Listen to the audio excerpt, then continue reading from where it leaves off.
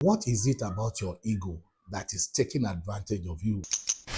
So, of course, once I arrived, I'll collect the baby from her and take my turn to start patting the baby, trying to make her comfortable and all that.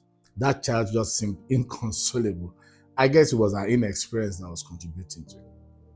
So, I kept asking myself, I don't like the way my wife is not feeling happy with handling this baby. I thought she was getting fatigued. I thought she was getting stressed. So one evening I asked her, I said, oh, would you like to go home to your mom and dad with this baby? Spend some time with them. Maybe with their experience, they may help us to be able to handle this baby easier. Maybe that will work. I was shocked that she looked very gleeful. I said, oh, thanks. I would love to do that. So I told myself, good enough. I found the answer. So off she went. And we didn't have a time for her to resume because she was on maternity leave. So I was ready for her to stay for as long as she needed to, so that she'll come back refreshed and happy. While she was gone, I was alone. I wasn't very domesticated, so I was trying to know how to, warm food and do stuff like that.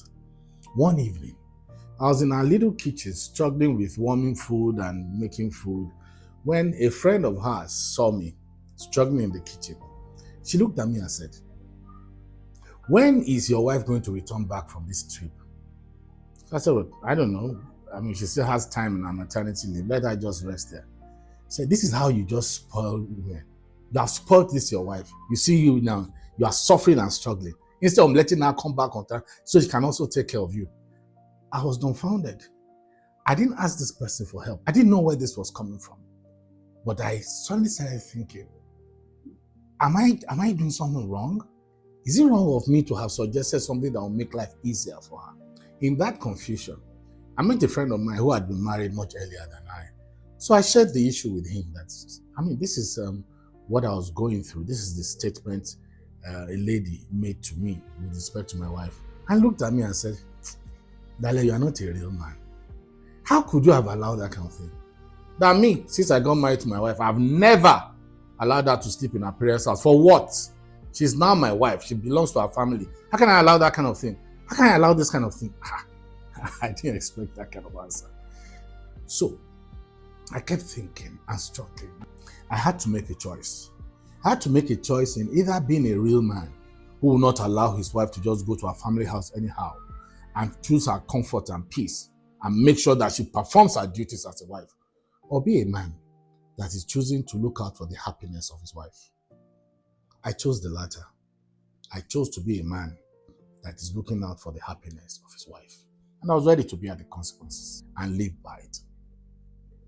Many of us have been reacting and responding to statements that people have made, what the society, in quotes, especially the smaller societies around us, expect of us, and that way we have breathed our conscience in different ways like we didn't even know. The horse I was referring to earlier is what we call the ego. We all have our ego. But what is it about your ego that is taking advantage of you and driving you to do things that are wrong, that breach your conscience? What is it about your ego that is so uncontrolled that for every small thing that smells like disrespect, you act out so badly? I've seen so many people in prison who told me that what led to their coming to prison was because somebody disrespected them and they reacted violently.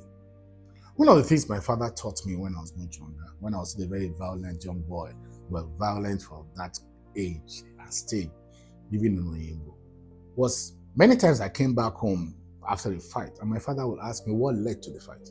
And I'll tell him somebody said, your father said it's not correct. Your mother is mad. And I will get really angry and will fight and fight and fight. And my father sat me down and said, okay, that person said that. But is your father said not correct? Is your mother mad? The answer is no. So why did you start fighting and expend so much energy causing violence? That was my ego playing out on me and I didn't know how to control it. We all need to pay attention to that part of our being. Be in charge of your emotion. Be in charge of your ego. Statements will be made that may hurt you, but ask yourself, the remedy you are seeking, is it commensurate to what you have lost, if you have lost anything at all? Some statements have been said, some insults have been thrown at you, but are they real? If they are not real, let it go. If they are real and there are things you can do to remedy the situation without destroying more than you are trying to protect, then do that. But be in control. Don't let ego, respect, how could you have said this to me? Who do you think you are compared to who I think I am? Don't let those things push you to take steps that you may regret in life. That horse belongs to you. Take control of it. Be in charge.